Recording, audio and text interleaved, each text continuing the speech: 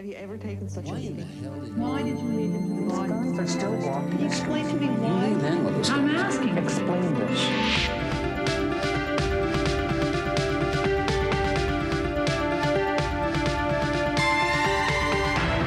The Fifth Estate. 8 years ago, I interviewed a Nova Scotia woman who made legal history when she picked up a shotgun and killed her abusive mate. Jane Stafford's horror story of life with her common-law husband, Billy, gripped the country.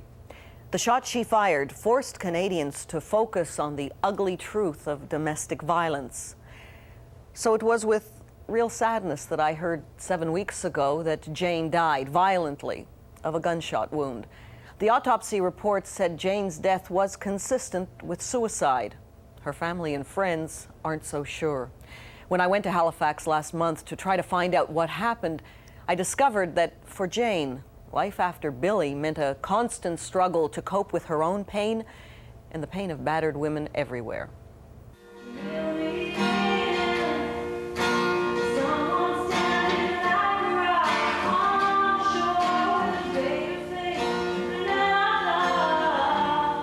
They're mourning a death, but also celebrating a life. This Halifax church is packed with Jane Hirschman Corcom's relatives, friends, and co-workers. More than 100 people, many of them complete strangers. They don't know how she died. They do know she made a difference to their lives. I too, like Jane, suffered my own nightmare. On Sunday, I decided to follow in Jane's footsteps by speaking out against violence.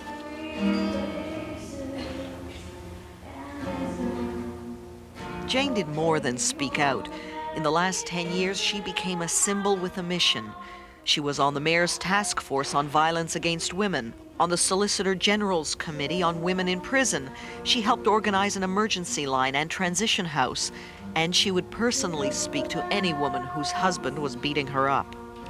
Violence is happening everywhere, and it knows no barriers. It's time for women and society to unite and protest against violence with one voice. Speaking to everyone here tonight, I want you to know that there are women out there being beaten right now.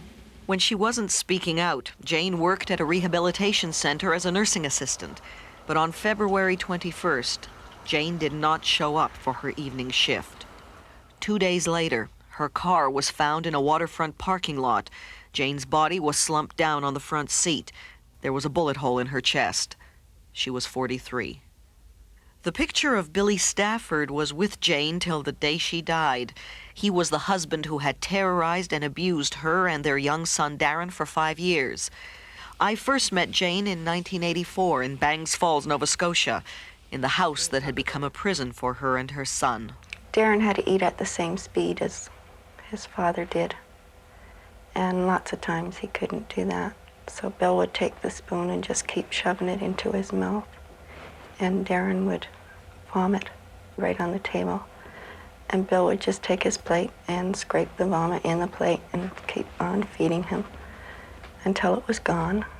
When you're all sitting at the table and Billy is making Darren eat his own vomit, what were you doing? How were you reacting? Well, I had attempted before to say I didn't agree with this, but then I just get knocked on the floor.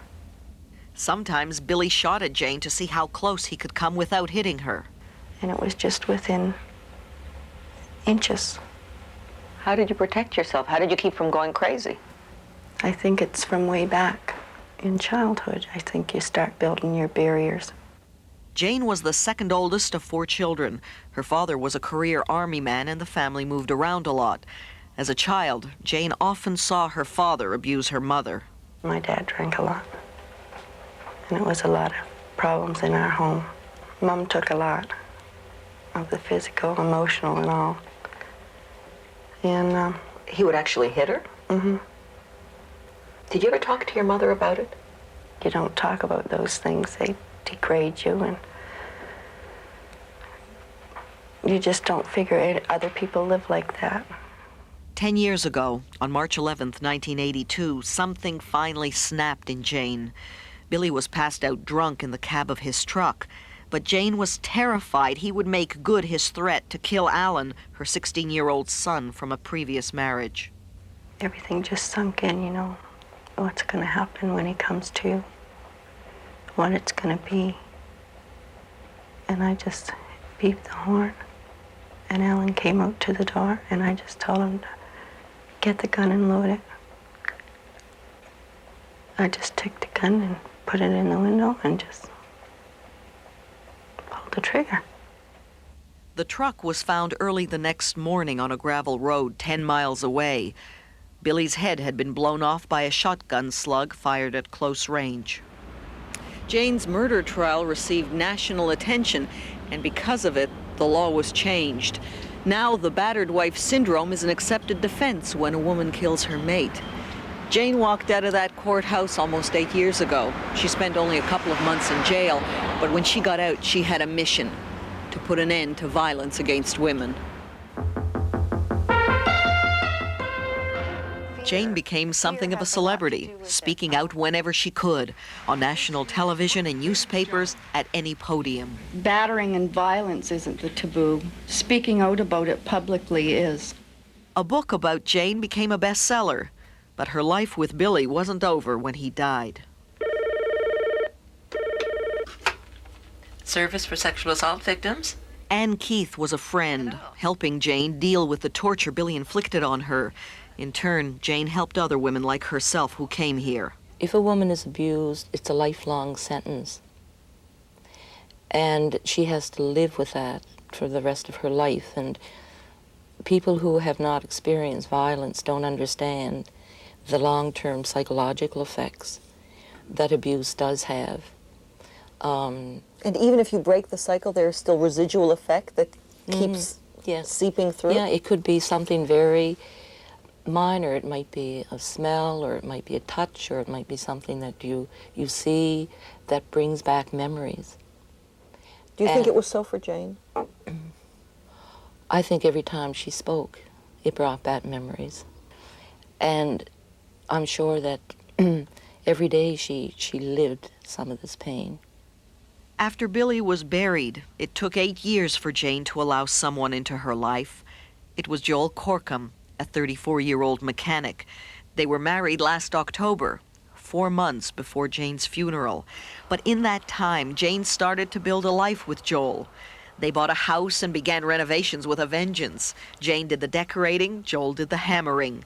Suddenly, shelves were filled with pictures of a life she'd never known before. And Joel wanted his wife only to look forward into the future. At what point did Jane tell you about her life, everything that she had been through? She asked me if I wanted to know anything about it, and I said, no. If you want to talk about it, you can talk about it, I'll listen. But if you don't want to talk about it, I'm not going to ask you. Was Jane able to put her life with Billy behind her? She remembered it pretty well all the time. That part of that stuck in her brain. But in the end, was she able to heal, or was that wound always there? I don't think she was fully ever healed. I don't think anybody that went through that could ever be 100% healed from that kind of an abusive situation. Tell me, what is the best thing Jane gave you? Her love.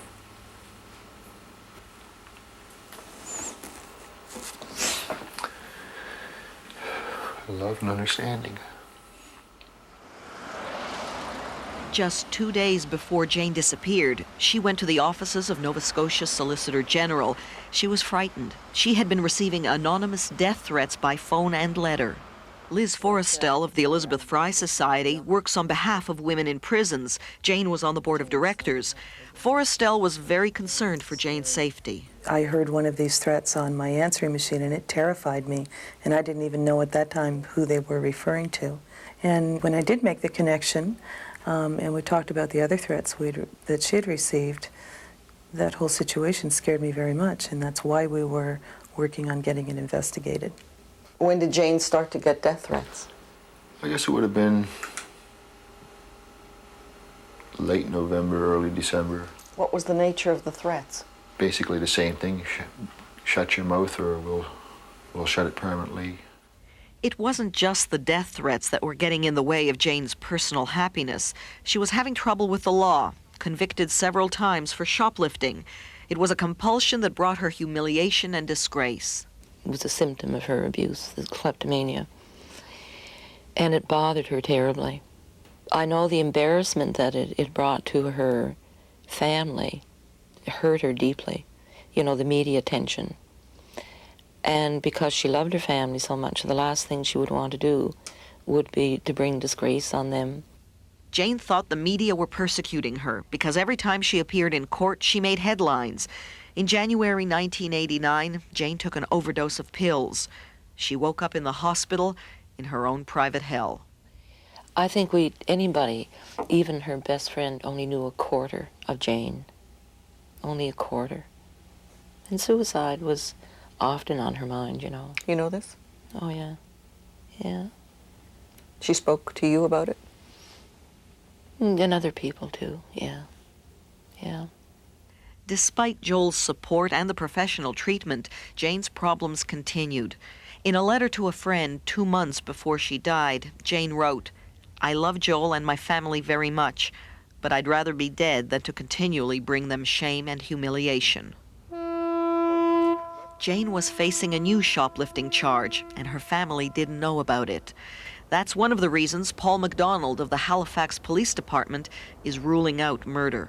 Ever since the investigation began, it appeared to the Halifax police that this may be a suicide, and there hasn't anything turned up so far in the investigation that would lead us to believe that it's not a suicide. I don't believe she committed suicide. I don't believe she wanted to die. And I feel that very strongly. And the police keep showing me things that say, well, now do you believe she committed suicide? And I haven't seen any evidence that changes my feeling about that. Do you think Jane killed herself? No. No, I don't.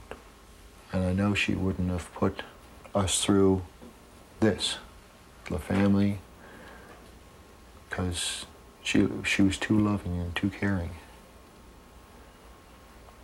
And especially Darren, because Darren was a very big part of her life.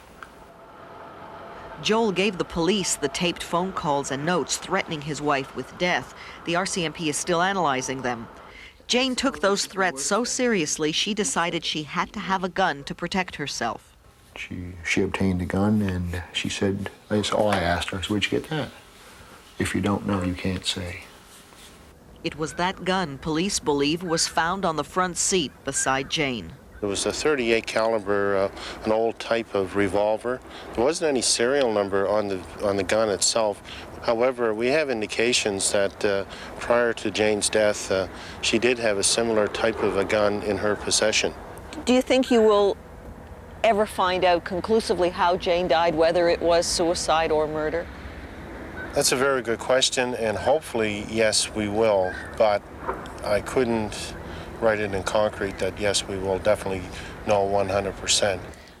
I like to think of Jane the way I knew her and what she did, and not so much how she died, but the legacy that she did leave us. And that legacy being? The legacy of continuing on, fighting for violence, getting rid of this violence that's in society, the violence against women and children. At the candlelight ceremony honoring Jane's memory, her youngest sister, Mona, promised Jane's work will not end with her death. Jane was truly a symbol of hope to the abused people in our society.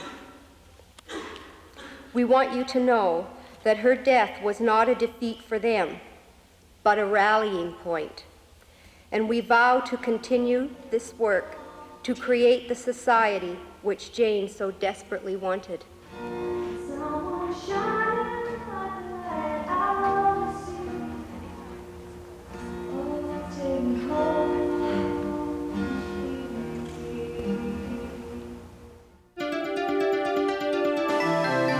3 kilometers from the edge of the park, a Canadian mining company is burrowing towards $1 billion worth of gold and a showdown with American environmentalists.